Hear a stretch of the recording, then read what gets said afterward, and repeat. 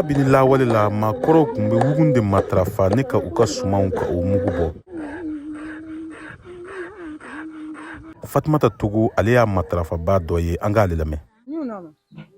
Ne bɛ gungun matarafa ka n ka sumanw mugu bɔ n'a ye hali sisan.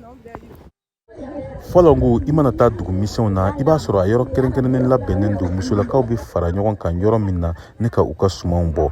Nka bi wugun a b'i ne ka kɛ tunufɛn ye ka sabu kɛ a dɔnbaliya walima a matarafabaliya ye, i n'a fɔ Kadija Dumbo ale b'a seereya n ye cogo min na, an k'ale lamɛn. Ne kɔni ye gungun tɔgɔ mɛn mais ne kɔni ma deli k'a matarafa. I n'a fɔ Fanti Dunbera, togodala musolaka caman kɔni bɛ kolon de matarafa ni k'u ka sumanw mugu bɔ.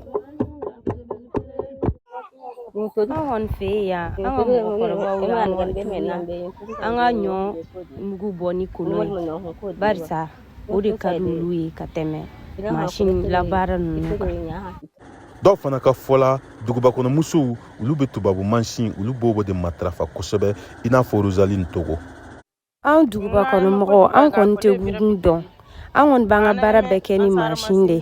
U kɔni b'a fɔ ko mansin baara ninnu ko kɔlɔlɔw b'a la, k'a bɛ se ka bana se mɔgɔw ma, i n'a fɔ furudimi. Dɔw fana b'a fɔ ko n'i ye ɲɔsin mansin na ko gasoil kasaw bɛ se ka don a la. Maakɔrɔw olu hakilina ye jumɛn ye wugun ko in na? Maimuna Pujugu, an k'ale lamɛn.